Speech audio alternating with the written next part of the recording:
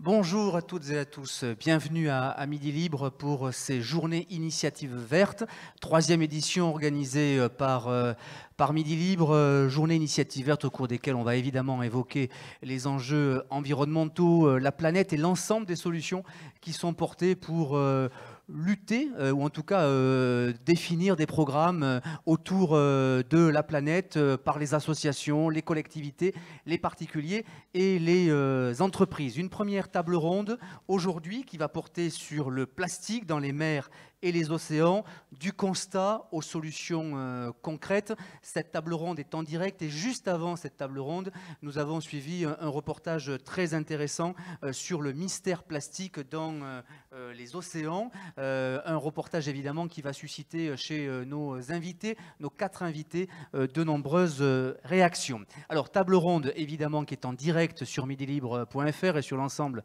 de nos supports numériques. Vous pouvez commenter, partager, vous pouvez évidemment poser des questions tout au long de cette heure à nos invités que je vais vous présenter. Tout d'abord, tous ceux qui sont ici sur le plateau de Midi Libre. Alors, à mes côtés, Laurent Dussault, bonjour. Vous êtes directeur de la fondation Van Allen. Vous nous direz tout à l'heure en quoi consiste cette fondation et quelle est évidemment sa mission et le projet que vous portez. On reviendra évidemment tout à l'heure sur le sujet. À vos côtés, François-Michel Lambert, bonjour. Bonjour. Vous êtes député des Bouches-du-Rhône, tendance écologiste, président de l'Institut de l'économie circulaire. Vous reviendrez avec nous sur un projet de loi que vous portez visant à doter la France des instruments nécessaires pour lutter contre la pollution plastique, entre autres évidemment, puisque vous portez de nombreux projets. On va y revenir tout au long de cette table ronde. Et puis à vos côtés, Nicolas Gomarir, bonjour. Vous êtes le président fondateur de LCS Group. Là aussi, vous avez un projet tout à fait intéressant de maillots français confectionnés en fil marin. Enfin, c'est plus qu'un projet d'ailleurs. On le verra tout à l'heure. Et puis, il nous écoute. Vous êtes de l'autre côté de votre ordinateur. Vous êtes Romain Jattiot. Bonjour. Oui, bonjour. Bonjour, merci d'être avec nous aujourd'hui. Vous êtes maître de conférence en géosciences marines et membre du CEFREM. Alors, il s'agit du CEFREM, du Centre de formation et de recherche sur les environnements méditerranéens. C'est bien cela ? Tout à fait. Merci beaucoup. Alors, on va démarrer par vous, Romain Jattiot, maître de conférence, je le disais, en géosciences marines et membre du CEFREM, Centre de formation et de recherche sur les environnements méditerranéens. Je voudrais, on va évoquer cette conférence autour du plastique dans les mers et les océans. On vient, vous le savez, d'assister à la diffusion d'un reportage autour des océans, le mystère plastique. Est-ce que vous pouvez nous faire un point sur le constat actuel pour tous ceux qui nous rejoignent sur cette table ronde actuelle du plastique dans les mers et les océans que vous avez pu vous-même observer au travers de vos travaux? Oui, alors, premièrement, merci pour l'invitation. Alors, en ce qui concerne le constat, finalement, je dirais qu'on constate aujourd'hui que c'est l'ensemble des surfaces océaniques qui sont affectées en fait par la pollution plastique. Donc on a vu au cours du reportage qu'il y a des zones de concentration, effectivement dans les vires, mais finalement voilà, c'est l'ensemble de la surface qui est impactée, avec pas uniquement les zones océaniques ou maritimes, mais aussi notamment les zones côtières qui sont affectées par du coup des retours des polluants plastiques sur les zones littorales. Et bon, pour ce qui est du golfe du Lion, puisque le laboratoire CEFREM en fait est basé à l'université de Perpignan. Donc en fait, mes collègues et moi avons travaillé sur la thématique déjà depuis plusieurs années en ce qui concerne mes collègues. Ils se sont aperçus donc que voilà, c'est notamment les rivières donc, qui transportent les plastiques et qui vont les amener en fait en milieu maritime pour ensuite pouvoir avoir des retours en fait sur les côtes. Donc en termes de constat, je dirais que c'est un petit peu l'ensemble de l'environnement qui est affecté par ces pollutions. Donc, ensemble du littoral impacté par cette pollution. Une fois que ce constat est posé, est-ce qu'on sait réellement qui pollue le plus? Est-ce que vous avez là aussi dans vos travaux conduit ces observations-là? Quels sont les principaux pollueurs et comment on arrive évidemment à freiner tout cela? Alors, en ce qui concerne, pour remonter directement à l'origine des plastiques, c'est parfois difficile de pointer du doigt directement. Ce qu'on peut faire, c'est en fait donner des indications sur le type d'activité, en fait qui est associé à des émissions de plastique. Alors, je vais peut-être parler de ce qui se passe autour de nos zones d'études, donc comme je disais, qui sont en fait les côtes des Pyrénées-Orientales principalement et du golfe du Lion. Donc on s'aperçoit qu'un des principaux constituants de la pollution, finalement, ce sont des bâches, des systèmes de couverture de production agricole, en fait, qui se retrouvent être qui se retrouvent être les composants principaux de la pollution des plastiques qu'on retrouve sur les plages. Alors on retrouve aussi bien sûr tout ce qui est les plastiques consommables, jetables, comme des bouteilles de plastique par exemple, des bouchons, comme ça a été montré également dans le film qu'on vient de visionner.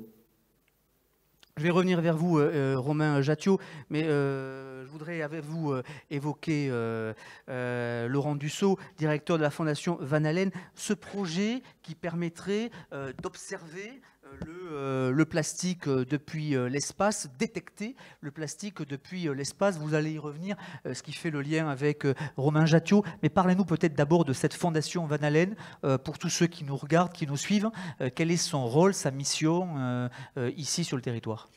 Alors, pour bien comprendre le positionnement de la Fondation Van Allen, il faut comprendre le binôme qu'elle forme avec le Centre spatial universitaire de Montpellier, qui est une entité de l'université que j'ai aussi le plaisir de diriger en ma qualité de professeur d'université. Le Centre spatial universitaire développe des projets de nanosatellites en impliquant des étudiants de façon à les former au métier du spatial. La Fondation a plusieurs objectifs, le premier étant de soutenir à travers le mécénat les actions du Centre spatial universitaire, mais également d'orienter les recherches. Puisque une fois qu'on a développé la technologie du nanosatellite, vous avez peut-être entendu parler du projet Méditerranée pour la détection des épisodes Cévenol et d'autres satellites que nous avons lancés à Montpellier. Une fois qu'on a cette technologie, qu'est-ce qu'on en fait? Et c'est là que, sous l'action de notre président, l'ancien ministre Jean-Claude Guessot, nous avons décidé de résolument tourner l'application de ces nanosatellites vers les applications d'environnement. Comment est-ce qu'on fait ça? Eh bien, on a réuni autour d'une sommité qui est M. Jean-Louis Fellous, l'ancien directeur du COSPAR, un comité scientifique de haut vol, avec, bon, je ne vais pas tous les citer, mais avec des océanographes, avec des gens qui font de l'imagerie spatiale. Et nous avons lancé avec ce comité scientifique un appel à idées. Cet appel à idées portait justement sur la détection des plastiques en Méditerranée. Et parmi les différentes candidatures que nous avons reçues celle de Romain et du CEFREM, qui a attiré notre attention et que nous avons décidé de soutenir et de supporter en tant que projet au niveau de la Fondation Van Allen.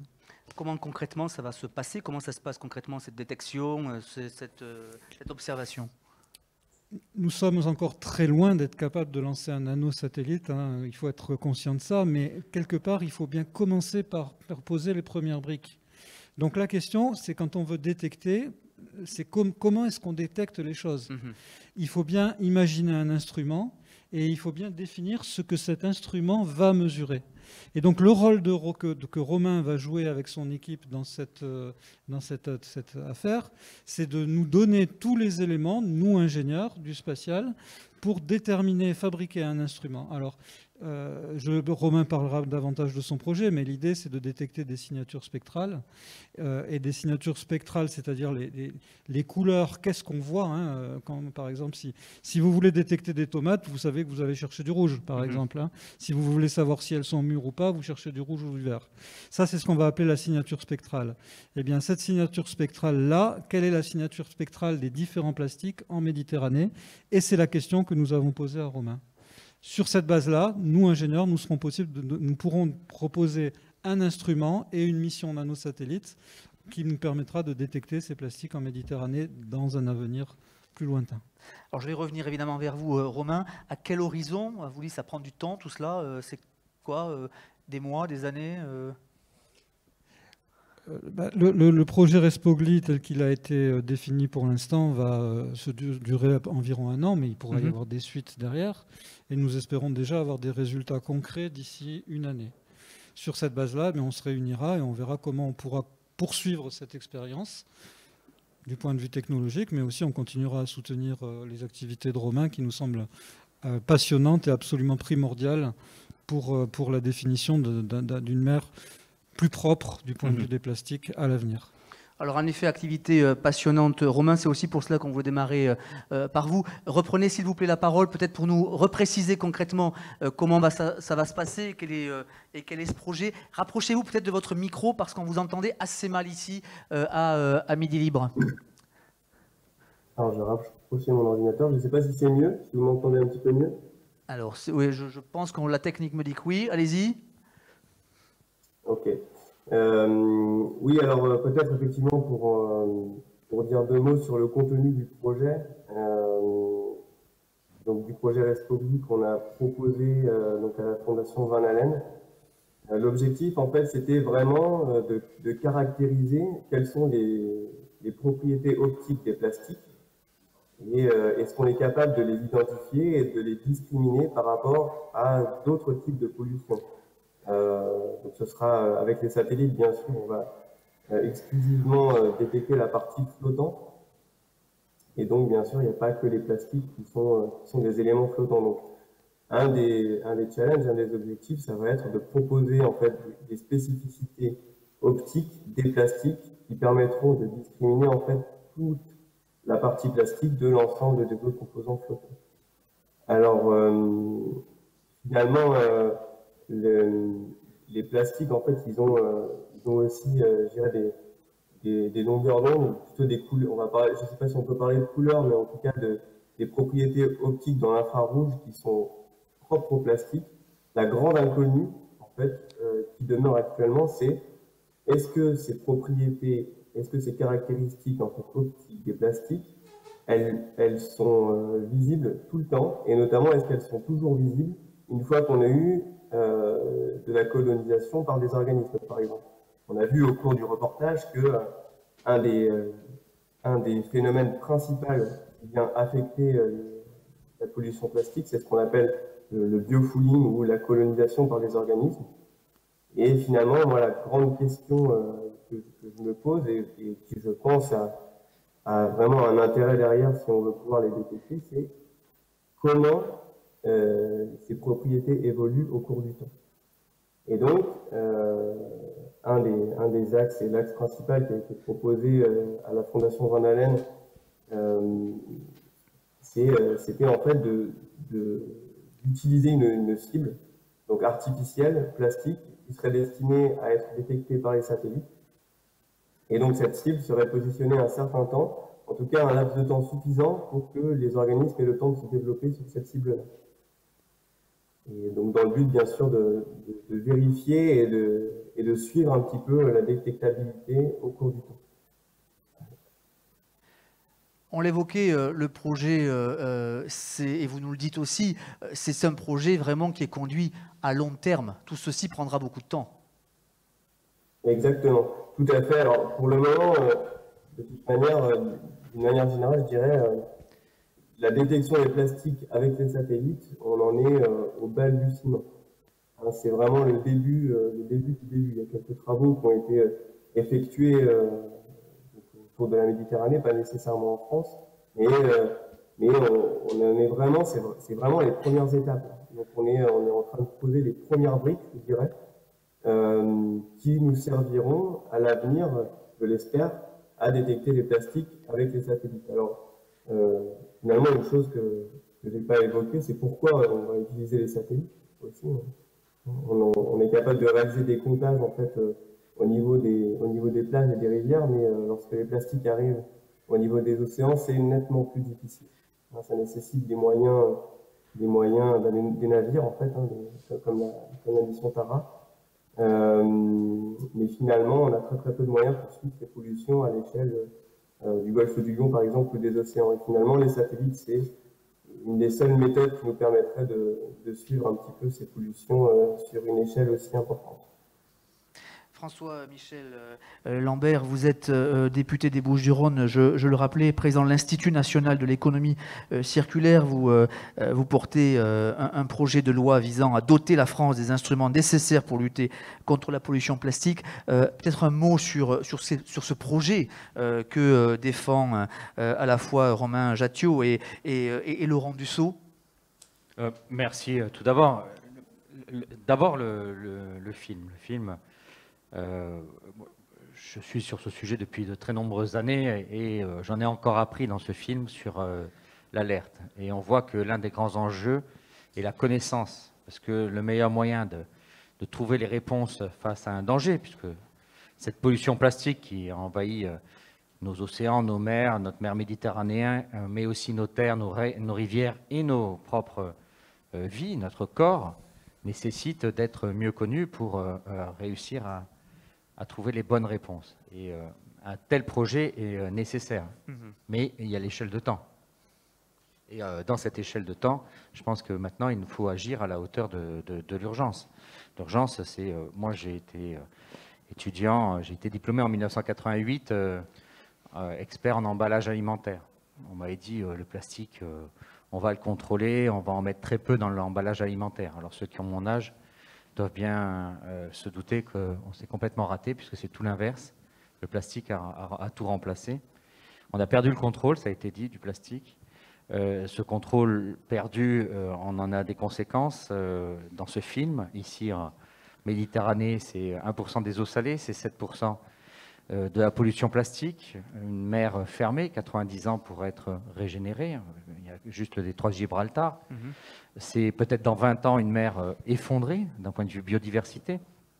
Donc il nous faut effectivement trouver les moyens de combattre le plastique qui est déjà en mer, mais il faut tout de suite stopper ce plastique qui arrive. Donc, par différentes actions depuis plusieurs années, je suis député depuis 2012, j'ai fait avancer le sujet très difficilement, puisque pour obtenir ne serait-ce que l'interdiction des seules assiettes en plastique jetables, il a fallu batailler durement, puis après on a pu monter petit à petit sur des emballages et des produits à usage unique. On en est encore extrêmement loin. Au 1er janvier, d'autres arriveront, mais c'est toujours une bataille homérique, alors que l'urgence, elle est là. Et je fais 2 propositions notables dans cette proposition de loi qui est co-signée par plus de 30 députés de tous bords politiques. C'est de stopper l'usage du pétrole pour fabriquer du plastique. Pourquoi? Parce que s'il y a tant de plastique, s'il est tant utilisé, si on le croise en chaque seconde, en chaque instant, et on a même vu des gobelets plastiques avec Jean-François Gliglione à Banyuls, donc il est partout, c'est parce que c'est une matière très abondante et peu chère. En fermant le robinet de l'accès au pétrole, le plastique pourra toujours être fabriqué, mais en matière recyclée, à base de recyclé, ou à partir de matières végétales, et là c'est beaucoup plus difficile, beaucoup plus contraignant. Donc on remettra, et ça a été dit dans le film, le plastique sur les usages essentiels, et pas sur les usages superflus. J'ai encore vécu dans un hôtel le gobelet carton emballé dans un sachet plastique en bord de mer. Je dis mais on est fou hein, le gobelet jetable emballé dans un sachet plastique parce que ça coûte rien. Donc il faut le rendre cher, contraignant, mais pas le faire disparaître. Si on le rend cher, contraignant, il ira sur l'essentiel. Mais pour tout ceci, et de façon plus large, et on en discutera un peu après, je propose la création d'une agence nationale du plastique sur le modèle de l'Office français de la biodiversité, une agence qui devrait même être européenne, où se retrouvent toutes les parties prenantes, les chercheurs, les industriels, les associations, les élus, et ils définissent comment nous reprenons le contrôle du plastique avec des décisions extrêmement courageuses d'interdiction, de fiscalité, d'obligation, parce que nous ne pouvons pas continuer tel que nous sommes depuis de trop nombreuses années, les images qui sont déjà anciennes. Il faut avoir en tête que le film doit dater de 2019, 2020. Oui, c'est vrai ça, oui, tout à fait. Ouais. ce sont déjà des images anciennes. Donc c'est encore pire que ce qui est signalé là. Je ne veux pas faire peur. Je veux juste dire que quand on connaît mieux, et je reviens sur le projet porté par la Fondation Van Allen, quand on connaît mieux, on saura répondre à cette urgence. Moi, au niveau de l'engagement parlementaire, c'est d'alerter. Et une grande partie de mes collègues qui suivent, même si vous me direz qu'il y en a que 30, une grande partie... Il y a consensus autour de cela parce qu'on voit bien qu'il y a des débats quand même encore autour du sujet, à la fois sur le constat et puis sur les décisions nécessaires à prendre. Quand j'ai commencé en 2014 à juste vouloir interdire les assiettes en plastique jetable, celles que l'on prend pour les pique-niques, les assiettes pique-niques, c'était vraiment l'Everest à conquérir. Donc vous voyez bien que depuis on a avancé. Simplement c'est sans cesse, et la société civile et ce rendez-vous que vous faites Midi Libre, les jeunes qui mettent la pression, ceux qui ont des alternatives à proposer, les scientifiques, continuent à expliquer à des parlementaires qui sont assaillis de tout sujet, parce qu'on n'est pas que sur un seul sujet, de dire peut-être que ça fait partie des urgences. Moi je pense que c'est au même niveau que le risque climatique, que le risque d'effondrement de la biodiversité. Eh bien il y a le risque plastique, on y est presque. Dans 2-3 ans, ça deviendra un sujet planétaire. Et là, les choses vont accélérer, mais il faut continuer à pousser. Je vais revenir évidemment vers vous. Laurent Dussault, on l'a vu, donc il y a nécessité d'une concertation et d'une coordination globale. Ce n'est pas simplement le rôle des politiques, c'est le rôle des chercheurs pour lutter contre ce phénomène, sachant qu'une fois qu'on a détecté, bon, tout ceci prend du temps, mais qu'est-ce qu'on en fait ensuite du plastique ? Alors, il y a quelques projets qui ont attiré mon attention ces derniers temps, notamment un projet qui est porté en collaboration avec l'île de la Réunion et un chercheur de Montpellier qui s'appelle Jean-Pierre Abbas, qui consiste à collecter tous ces plastiques pour en faire des matériaux de construction. Et j'ai trouvé que c'était quelque chose d'extrêmement intelligent, puisque tous ces plastiques qu'on peut collecter dans la nature, qu'on puisse collecter en mer ou sur terre, etc., tous ces déchets, on peut les valoriser parce qu'ils ont des propriétés à la fois mécaniques et d'isolation thermique qui, en plus, permettraient de construire des bâtiments. Et ces bâtiments seraient aux normes énergétiques et contribueraient à leur tour à limiter le réchauffement climatique. Donc je voulais porter à votre connaissance ce projet-là, que j'ai trouvé particulièrement intéressant. Il y a également des recherches qui sont faites sur l'utilisation des méduses. Donc il y a une artiste de la région là, de Saint-Gély-du-Fesque qui travaille sur les méduses et qui a porté à ma connaissance le fait qu'il y a eu une conférence le 2 novembre à Copenhague sur l'utilisation des méduses pour digérer le plastique. Il y a des recherches qui sont menées en Israël, qui sont menées à Kiel également, dans différents endroits d'Europe, et qui ont montré que les méduses étaient des plasticophages, si je puis dire, hein, et digéraient les plastiques. La recherche, qui sous-entend tout ça, et c'est là mon message, va offrir des opportunités et on ne saura pas faire sans elle. Et je rejoins totalement monsieur le député sur ce qu'il a dit. Quand on connaît, on sait faire face. Donc dans toutes ces affaires-là, il ne faut pas oublier le financement de la recherche, puisque quelque part dans ce projet-là, la Fondation Van Allen, qui est figure de proue et qui finance sur ses fonds la recherche de Romain et d'autres, hein, ne peut en aucun cas se substituer à l'échelle d'un financement national ou d'un financement total. Donc n'oublions pas la recherche là-dedans et je soutiens totalement la proposition de monsieur le député. Donc Robin, vous avez conscience que vous allez jouer à l'avenir un rôle considérable. Sans pression. Hein. Oui, disons que c'est vrai que ça devient vraiment une thématique, je dirais, inévitable, en fait, au niveau de la recherche. Alors, je dirais heureusement qu'il y a des organismes comme la Fondation Van Allen qui nous aident un petit peu dans nos recherches. Bon, il y a aussi, je dirais, des programmes de l'Agence nationale de la recherche qui viennent aussi un petit peu nous aider pour en fait, voilà, pour nous aider à mener à bien nos recherches, parce que bien sûr, toutes ces phases nécessitent forcément le déploiement de dispositifs en mer. Même si on utilise des satellites, on est forcé en fait de se rendre sur site pour mener des opérations sur le terrain. Donc En fait, toutes ces recherches-là, elles ne peuvent pas se faire sans financement. Et effectivement, ça passe nécessairement par un financement public. Là, je me tourne vers vous, monsieur le député, François-Michel Lambert, sur le financement de la recherche et le financement de ces projets. Bien sûr qu'il faut l'initiative parlementaire des pouvoirs publics, mais il faut derrière des financements qui permettent d'aller plus loin dans ces projets. Et est-ce que ça, on en a encore les moyens? On n'est pas dans un débat sur les enjeux politiques de la présidentielle, mais je vais quand même faire une petite... un petit peu quand même, on est dans la campagne, oui, tout de même, vous pouvez y aller. Oui. Moi, je suis député depuis 2012, je crois qu'on m'a présenté 12 ou 15 lois sur la sécurité. Oui, il faut rassurer, renforcer. On a subi les drames absolus, notamment des attentats, mais 12 à 15 fois, on est revenu sur toujours plus de sécurité. Peut-être plus de caméras, je ne veux pas juger. Combien de fois nous sommes revenus sur l'enjeu plastique? À peine une seule fois, c'était la semaine dernière, avec mon collègue Philippe Bollot, qui a proposé une résolution. Une résolution, c'est donc le Parlement qui demande au gouvernement d'agir.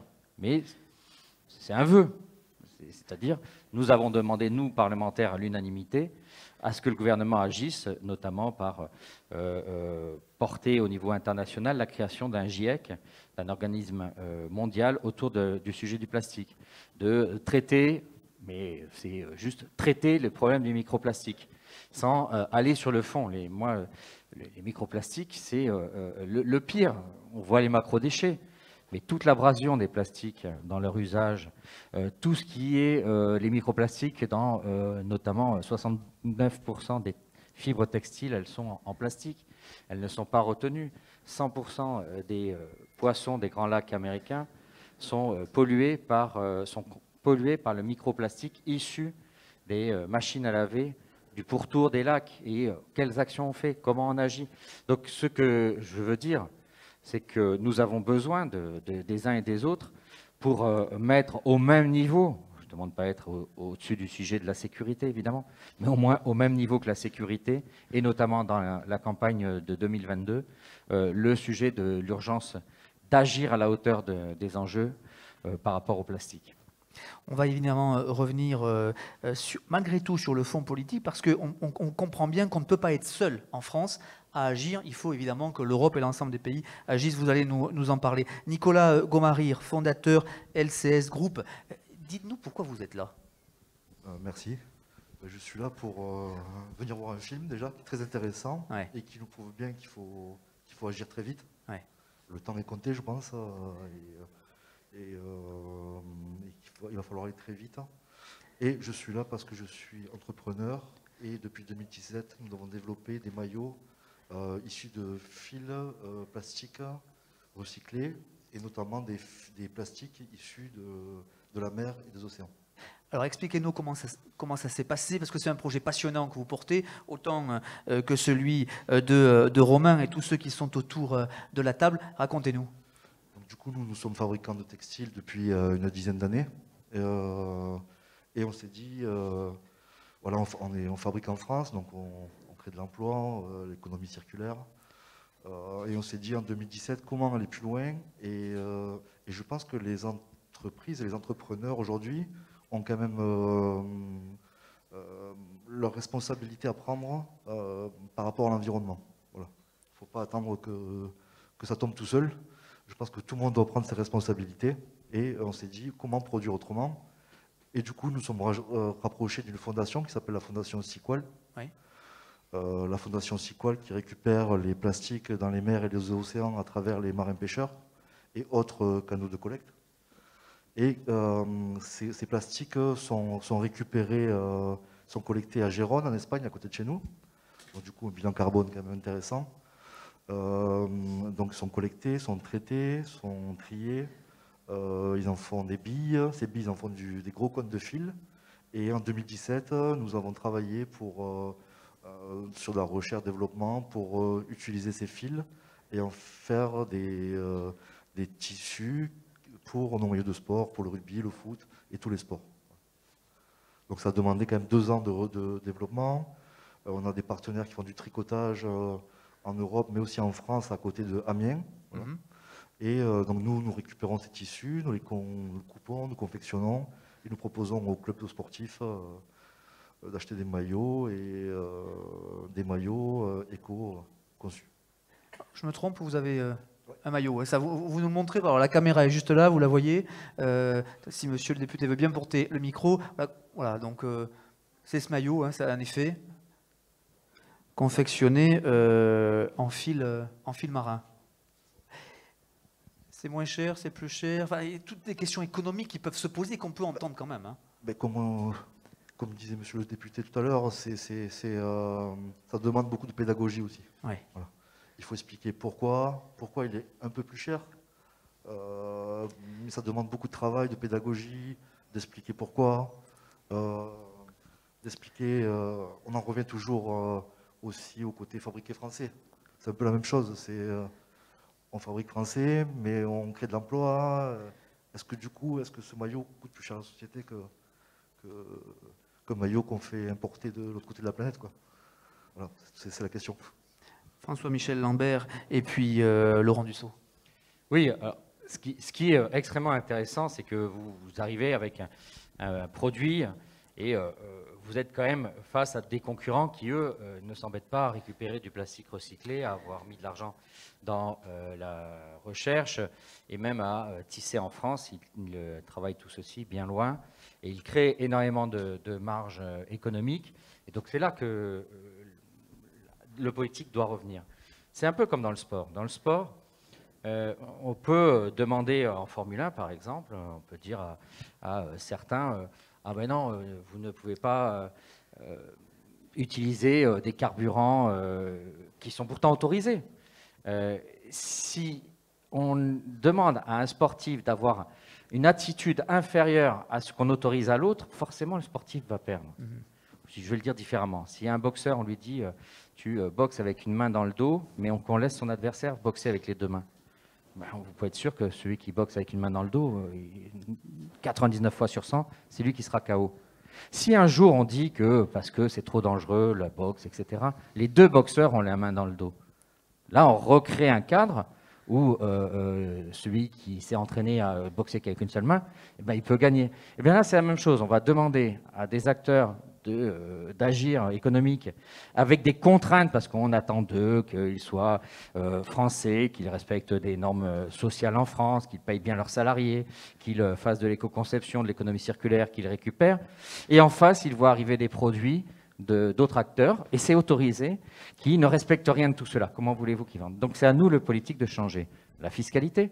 Quand moi je me bats pour faire baisser la fiscalité à 5,5 sur tout ce qui est recyclé, réparation, etc., et même imaginer augmenter la fiscalité sur tout ce qui est mal conçu, qui est mauvais pour la planète, eh c'est pour que des acteurs qui sont dans des démarches positives puissent s'en saisir. Quand je fais de la réglementation et que j'interdis certains produits, eh ben, je permets à d'autres de rentrer sur le marché quand ce n'est pas possible.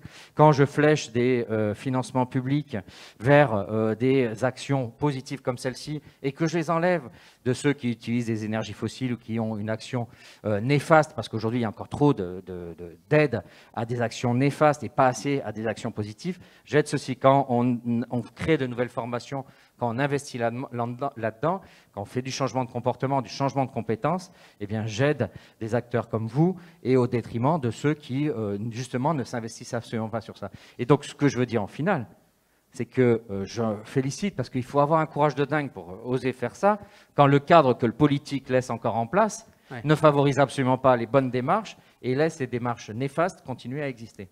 Nicolas Gomary, vous avez créé l'emploi, vous travaillez en réseau avec d'autres entreprises. Expliquez-nous aussi quel est l'environnement dans lequel vous travaillez. Est-ce que ça a suscité d'autres démarches sur le secteur sur lequel vous travaillez?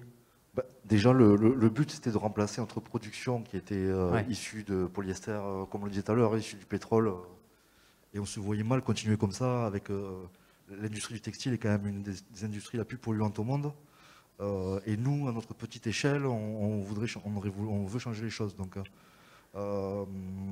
ça nous a permis de maintenir nos emplois, déjà. On a réussi à switcher une production issue de pétrole en plastique recyclé, voilà, et en maintenant nos emplois. Et aujourd'hui, on a un développement sur 4-5 ans où on va pouvoir créer, on a déjà 33 employés, et on voudrait doubler le personnel d'ici 3 ans. Voilà. Moi, je veux qu'il y en ait 330 ou 3300. C'est-à-dire qu'il faut qu'on change le cadre afin que tous les maillots, il y aura d'autres concurrents, hein, mais soient comme celui-ci, en intelligence par rapport aux urgences face auxquelles nous sommes. Laurent Dussault. Oui, je suis admiratif de ce que vous avez créé dans ce modèle-là, effectivement. Et vous avez cité un certain nombre de mots-clés. Vous avez parlé de fondation, vous avez parlé de recherche, vous avez parlé d'industriel. Et je pense que ce travail en équipe, c'est ça qui fera avancer les choses. Et je voudrais souligner le fait que derrière la démarche qu'on a avec Romain Jattiot et la Fondation Van Allen, il y a également des industriels qui croient, et en particulier le groupe Nicolin qui a soutenu toute cette démarche et qui est notre principal mécène sur cette action-là. Et je pense que ces industriels qui s'engagent et qui avancent sont vraiment les moteurs derrière, puisqu'il y a une puissance que l'industriel pourra avoir et que le chercheur ne pourra jamais atteindre seul. Voilà, donc les moteurs, c'est le politique, la recherche et l'industriel ensemble, et c'est le trio gagnant. Romain Jattiot, un point peut-être sur, ou un regard sur finalement concret, hein, sur ce que porte Romain Gomarir. Oui, alors effectivement, je salue également tout ce type d'action en fait, qui vise à d'une certaine manière, valoriser en fait, les déchets plastiques. Donc, je pense que ce sera vraiment une des étapes clés, puisque ça permet, c'est aussi une bonne manière, je pense, de sensibiliser le public à ce problème environnemental. Et donc, associé à ça, je pense qu'il y a aussi une part importante de communication et de sensibilisation du public sur ces enjeux finalement. Alors, sensibilisation, information au public, je voudrais qu'on passe la parole à la salle qui est ici. Dans la salle, on a beaucoup d'élèves du lycée de la Mer à Sète et du lycée des métiers Charles Aliès à Pézenas, deux lycées qui ont des initiatives extrêmement intéressantes autour de l'environnement, de la planète, des sujets que nous sommes en train d'évoquer depuis ce début de table ronde. Est-ce que vous avez des questions, des commentaires, des interventions? On va vous passer un micro. Alexandre est là pour vous passer un micro. Qui voudrait? Ici. On a une première prise de parole qui permettra d'enrichir. Est-ce que vous pourriez vous lever, s'il vous plaît, pour poser votre question et présentez-vous. Bonsoir, donc Marc Stecler, je suis professeur donc, au lycée Charles Aliès et j'aimerais connaître votre position sur la relation entre la recherche, les lycées, notamment les lycées professionnels. À l'extérieur, notamment en Allemagne, il y a vraiment un très fort lien entre les lycées professionnels et la recherche. Est-ce qu'il y a cette même volonté en France? Voilà, merci. Laurent Dussault, peut-être, vous commencez. Alors, la recherche ne peut vivre et se nourrir que des jeunes, que des étudiants. Ils sont à la base de tout, ils sont l'alpha et l'oméga. Et le rôle de la Fondation Van Allen, c'est justement de leur permettre, quelles que soient leurs origines, quel que soit leur diplôme de base, d'accéder à ces métiers. La Fondation Van Allen, pour vous donner une idée, subventionne des stages au Centre spatial universitaire ou chez les partenaires à hauteur de 50 000 € par an. Les métiers sont là. Ce sont des métiers qui sont absolument passionnants, les métiers de la recherche. Alors je vais parler du spatial puisque c'est mon domaine, hein, mais on imagine, quand on parle du spatial, il faut voir les métiers du spatial appliqués. C'est-à-dire que c'est la lutte contre le réchauffement climatique, c'est la lutte contre les plastiques. Et ces métiers, ce sont des métiers en tant que technicien, ce sont des métiers en tant que bac pro, mais il ne faut pas voir juste la recherche derrière, hein. Le spatial recrute à tous les niveaux. Et donc notre engagement dans la Fondation Van Allen, cet engagement qui a été souhaité dès le départ et renforcé par le président Guessot, c'est vraiment de permettre au plus grand nombre d'étudiants et d'élèves de venir travailler avec nous. C'est ce que nous demandent les industriels et c'est ce que nous faisons au quotidien. alors ça n'engage que Laurent Dussault, la Fondation Van Allen et le Centre spatial universitaire. Mais je pense que beaucoup de mes collègues dans de nombreux domaines partagent ce point de vue et que nous devons être le trait d'union entre les entreprises, les industriels et les lycées. Vous connaissez peut-être notre action au niveau des lycées, des collèges, dans notre engagement, dans le BIA. Nous sommes partout où nous pouvons être, dans la mesure de nos moyens. Voilà. Donc pour répondre à votre question, la réponse est oui, cette volonté, elle existe, en tout cas dans notre domaine, et nous allons l'appliquer au domaine qui nous concerne aujourd'hui, c'est-à-dire les plastiques. Nicolas Gomarir, peut-être un complément pour répondre peut, à M. Steckler. Pour nous, les entreprises aussi, les étudiants sont très importants. Nous, on est beaucoup impliqués dans la formation, alors, toute autre chose, mais c'est surtout pour les métiers de la confection. On a perdu le savoir-faire depuis les années 80, mais on est très impliqués dans la formation, nous, en interne aussi. Et notamment, les étudiants peuvent intervenir dans les sociétés, dans la recherche et développement, pour améliorer et aider les sociétés à passer certains cadres de recherche et de méthodologie dans le développement durable. François-Michel Lambert. Moi, je m'adresserai de façon plus générale aux jeunes, qu'ils soient collégiens, lycéens, étudiants ou au début de leur vie professionnelle. Le monde qui est devant nous, quand on regarde ça, quand on entend les enjeux de dérèglement climatique, quand on vous parle de l'effondrement de la biodiversité, sont extrêmement angoissants. Je veux bien le croire et même je l'imagine. Mais c'est aussi un monde extrêmement excitant parce que ce que nous avons appris, ce que moi j'ai appris il y a plus de 30 ans maintenant, n'est peut-être plus d'actualité. Nous avons énormément de métiers à créer, à découvrir, à porter, énormément d'innovations à mettre en œuvre.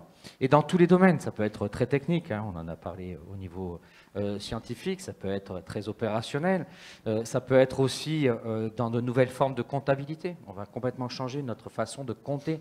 C'est peut-être quelque chose qui n'est pas le sujet d'aujourd'hui, mais c'est en cours au niveau européen et ça le sera au niveau planétaire en 20 ou 30 ans. Et il nous faudra donc aussi des personnes qui peut-être ne se retrouvent pas pour tisser des tissus, qui ne se retrouvent pas dans la recherche et qui sont plus des personnes qui aiment manipuler des chiffres, qui aiment repenser notre façon de compter justement.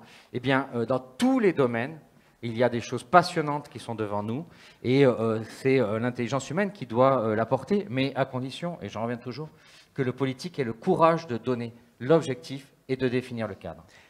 Allez, j'ai une autre question là-bas. Levez-vous, s'il vous plaît, présentez-vous. Alors, bonjour, moi je m'appelle Camélia Ouraghi, je suis au lycée Charles Aliès en BTS. Et ma question, c'est est-ce que la COP26 a été un échec ou un succès pour vous? Alors, c'est une excellente question. On va poser la question à chacun. On va commencer par vous, Romain. Quel est votre point de vue? Alors, on s'éloigne un peu des plastiques, mais pas tout à fait quand même, puisque ce sont des sujets qui ont été largement évoqués. De votre point de vue, vous qui êtes maître de conférences en géosciences marines, vous avez le sentiment que ce sont des sujets qu'on a trop peu évoqués pendant la COP26? Oui, évidemment. Je dirais même, c'est pas uniquement la COP26, je pense que tous les problèmes environnementaux manquent un peu de représentation au niveau des grands rassemblements politiques comme la COP26. Effectivement. On souhaite tous voir ces problèmes en fait qui sont... si vous voulez, je pense que le souci, c'est que c'est un problème qui est pratiquement invisible pour la société et notamment pour bon nombre de politiques. Donc, j'ai l'impression que ça apparaît pas forcément toujours comme un problème urgent. En fait, et qu'on a le temps de régler, en fait, de résoudre ces problèmes, mais c'est absolument pas le cas. Voilà, le problème, voilà, c'est que c'est pas visible, on voit pas encore les effets néfastes de ces pollutions concrètement sur nos organismes. Je pense que c'est un peu une bombe à retardement qui manque de connaissances, en fait, qui manque de reconnaissance. Voilà. De votre côté, Laurent Dussault, vous qui avez un regard, directeur de la Fondation Van Allen, qu'est-ce qu'il a manqué à cette COP26? C'est la question qui est posée par une élève de BTS. Est-ce qu'il y a... Parce que la volonté, chacun pouvait l'avoir, mais en effet, beaucoup ont considéré qu'on était très très loin des sujets. Alors je pense que vous venez de tout dire dans votre dernière réponse. Je ne vais pas répondre à la question telle qu'elle a été posée parce que très honnêtement, je n'ai pas les éléments pour y répondre. Mais ce que je vais vous dire, c'est que moi, en tant que directeur de fondation, avec mon président, avec mes mécènes, qu'est-ce que je peux faire aujourd'hui, tout de suite là? Eh bien tout de suite, je peux réorienter les financements de ma fondation vers des actions vers le climat. 80% des paramètres qui ont été définis par les scientifiques du GIEC dans l'observation de la Terre ne peuvent être mesurés que grâce à des satellites. Donc je ne vais pas attendre la COP. La COP, elle se fera, elle réussira pas. Moi, à mon niveau, qu'est-ce que je peux faire? Eh bien, je peux prendre les leviers que j'ai, ils sont bien plus modestes que ceux de la COP, et je vais mener mes actions aujourd'hui sur le terrain. Et je vais faire avancer les choses. C'est ce que fait monsieur, c'est ce que fait monsieur le député, etc. Et c'est ce que je voudrais vous dire, vous, à tous les jeunes. Vous pouvez attendre la COP, vous pouvez attendre 50 COP, mais vous allez faire quoi? Donc ça, c'est un vrai message. En effet, Nicolas Gaumarir, je vous voyais acquiescer au discours de Laurent Dussault. Vous n'avez pas attendu les COP pour vous bouger, si je puis dire, et puis concrètement travailler pour la planète. Ben, comme le disait Laurent, hein, je pense qu'il faut agir et agir vite. Et c'est en faisant des opérations, chacun à son niveau, des petites opérations, des grosses opérations, et pas attendre la COP pour que les choses se fassent.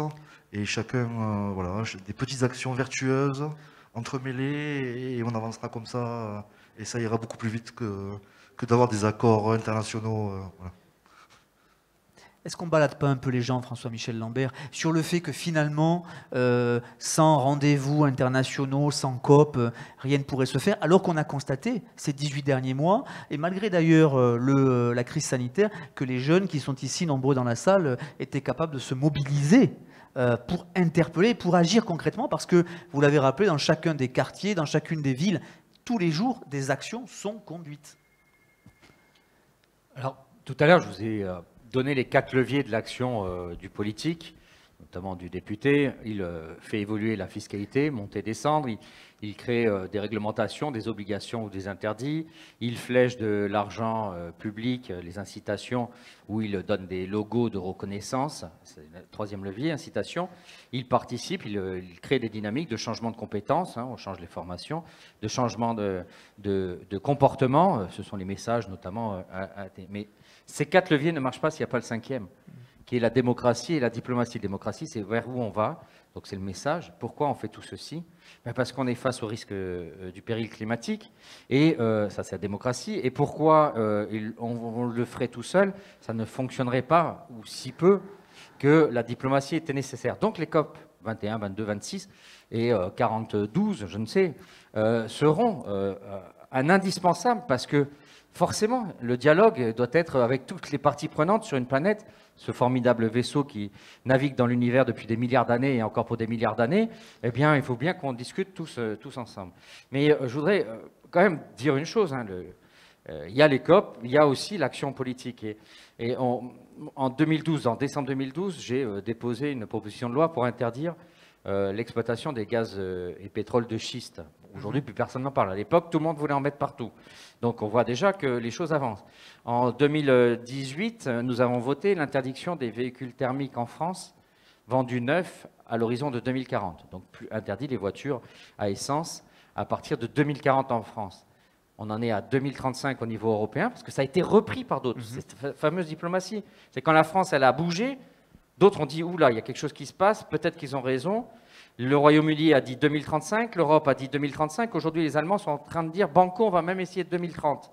Donc, il y a les COP, qui sont un moment où il faut dialoguer, et on ne voit, à travers les médias, que la partie émerger. Et moi, je suis très critique de ces COP, parce que j'aimerais qu'elles soient encore plus puissantes. Mais il y a aussi tout le reste. Et heureusement qu'on n'a pas des rendez-vous annuels pour savoir ce que l'on doit faire. C'est aussi des décisions qui peuvent se prendre ici localement à Montpellier, dans la région Occitanie, ou au niveau national ou européen, qui font bouger le fameux effet papillon. D'autres questions dans la salle, d'autres interventions? Ici, juste devant, merci. Alors, un micro vous est apporté. Levez-vous, s'il vous plaît, présentez-vous et puis posez votre question. Bonjour, donc je suis étudiante. Parlez bien dans le micro. Bonjour à tous, je suis également étudiante au lycée des métiers Charles Aliès. Donc la question que je pose aujourd'hui, c'est comment pallier au manque d'informations face aux dangers et aux risques aujourd'hui. Autour du plastique. Oui, du plastique, bien évidemment. Oui, alors ça c'est vrai, c'est une vraie question qui est souvent posée, Laurent Dussault. On l'a un peu évoqué en creux, c'est quand même la pédagogie. Les plus jeunes, c'est-à-dire qu'il y a beaucoup de jeunes dans cette salle, mais dès l'école, il faut pouvoir faire part des messages, jouer la pédagogie, la communication. C'est ce que vous faites aussi au travers de la Fondation, j'imagine.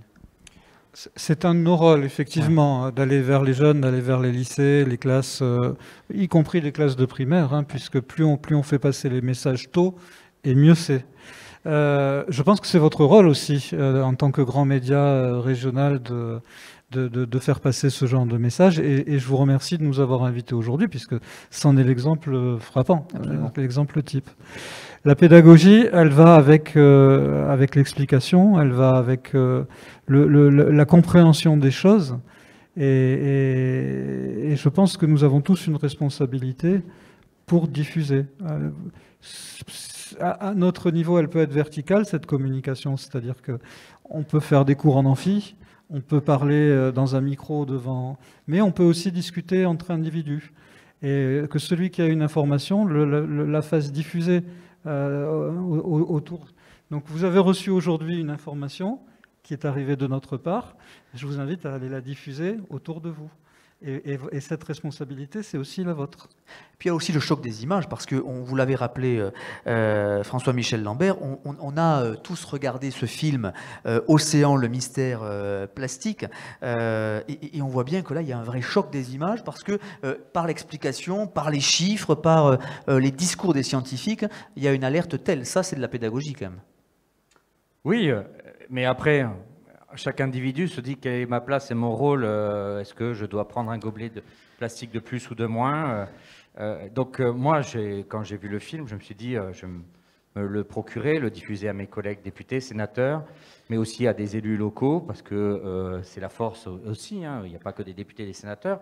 Il y a 500 000 élus locaux, il y a 36 000 maires, il y a 18 présidentes et présidents de régions. Donc chacun peut justement décider d'agir plus fort.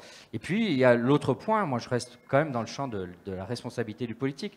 Quand je décide de présenter et d'obtenir l'interdiction des gobelets, des assiettes, des pailles, des couverts, etc. en plastique, puisque je suis porteur de ces amendements. Il y a même un amendement qui s'appelle l'amendement Lambert. J'ai été très critiqué. Mais il y a eu un choc. J'ai eu énormément d'articles, parfois sans mon nom, mais au moins sur le sujet. Pourquoi on va interdire les pailles en plastique? Pourquoi on va interdire les gobelets en plastique? Pourquoi au 1er janvier, un de mes amendements va passer?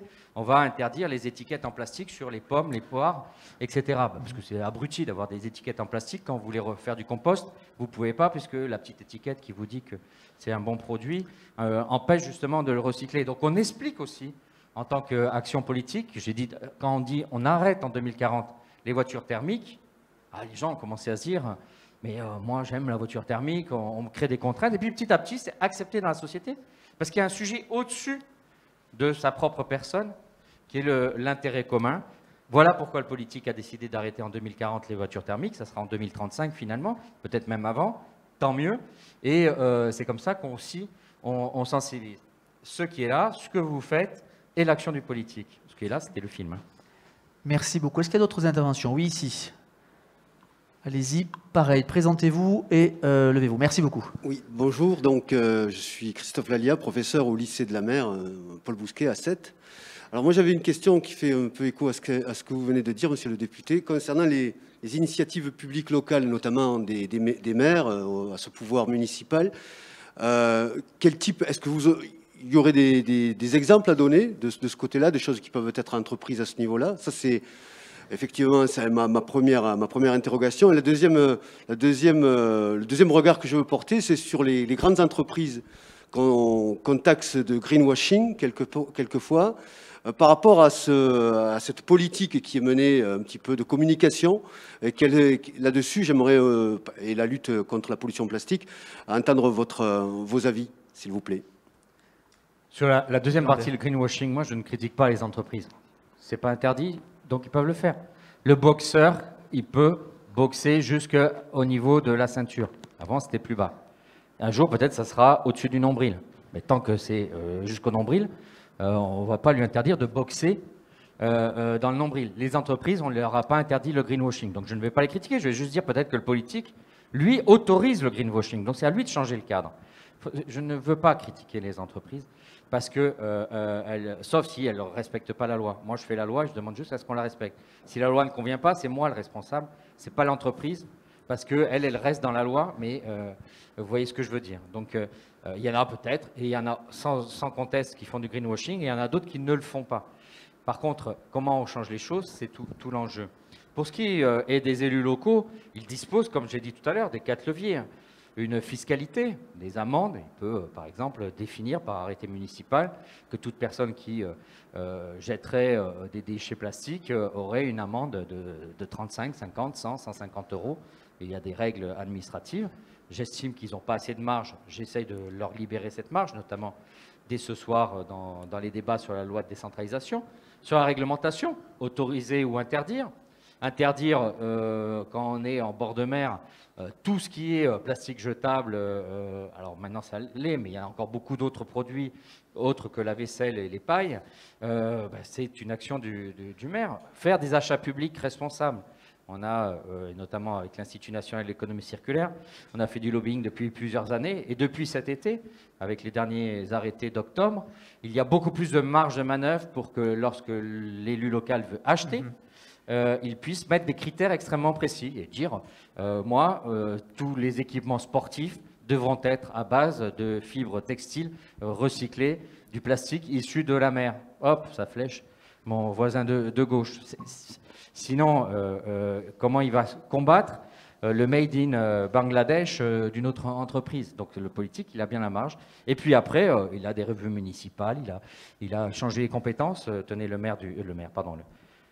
le président du Gers, ancien ministre Philippe Martin, a mis 1 an à former les gens qui débroussaillent le long des voies, là, avec les machines, à ce qu'il y ait toujours un piéton devant et qu'ils sortent toutes les plastiques, les macroplastiques qu'ils voient, avant que la machine passe. Parce qu'une fois que c'est en petits déchets, on a une seule certitude, c'est que personne ne les ramassera, et même une seconde forte certitude, c'est qu'à la fin, ça finira à la mer. Alors que quand il y a un piéton qui est devant et qui sort le maximum de bouteilles, d'objets plastiques avant que la débroussailleuse passe, eh bien, on évite une catastrophe. C'est peut-être le colibri, c'est peut-être la part du colibri, mais c'est important. Donc on voit que les élus ont des marges. Moi, mon seul regret, c'est que moi, politique nationale, je ne leur donne pas assez de marge. Et c'est pour ça que je ne reste pas sur Montpellier et que je remonte à Paris tout à l'heure pour en débattre à l'Assemblée. Nicolas Gomaria, pour terminer, avant de passer aux initiatives qui seront présentées par les 2 établissements scolaires qui sont dans la salle. Nicolas. Donc moi je vais vous répondre pour le greenwashing. Voilà. Les élus je ne connais pas, donc je vais parler de la première question. Donc le greenwashing, c'est une réalité. Hein. Il y a des entreprises qui se servent de l'écologie pour communiquer, pour vendre. C'est une réalité.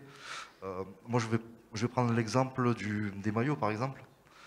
Les maillots recyclés, ça existe depuis très longtemps, avec des plastiques qui arrivent de l'autre côté de la planète, qui ont traversé tous les océans avant d'arriver ici, avec un bilan carbone qui est désastreux. Ce qu'il faut savoir, c'est que c'est en train de se mettre en place, je pense, petit à petit. Petit à petit, ils sont en train de mettre des labels, c'est en train de se cadrer au fil du temps, parce que c'est quand même tout nouveau, ces produits. C'est en train de se cadrer aussi pour le fabriquer en France avec des labellisations comme Origine France Garantie, avec des contrôles un peu plus draconiens. Et sur le greenwashing, il va arriver la même chose en fait. Hein, petit à petit, il va y avoir des contrôles et ça va venir avec un peu plus de cadres. Voilà, il y aura plus de cadres qui vont gérer tout ça. Merci, merci Nicolas. On va remercier l'ensemble de nos intervenants et remercier évidemment les nombreuses questions posées pendant cette conférence. Remercier Laurent Dussault, Romain Jattiot, Nicolas Gomarir et François-Michel Lambert pour leurs commentaires, leurs idées et également leurs solutions. On se retrouve dans une petite minute en direct sur midilibre.fr puisque deux établissements scolaires, celui de Sète et de Pézenas, nous présenteront leurs initiatives pour la planète dans le cadre de ces journées initiatives vertes organisées par Midi Libre. Restez avec nous, à tout à l'heure. Merci beaucoup.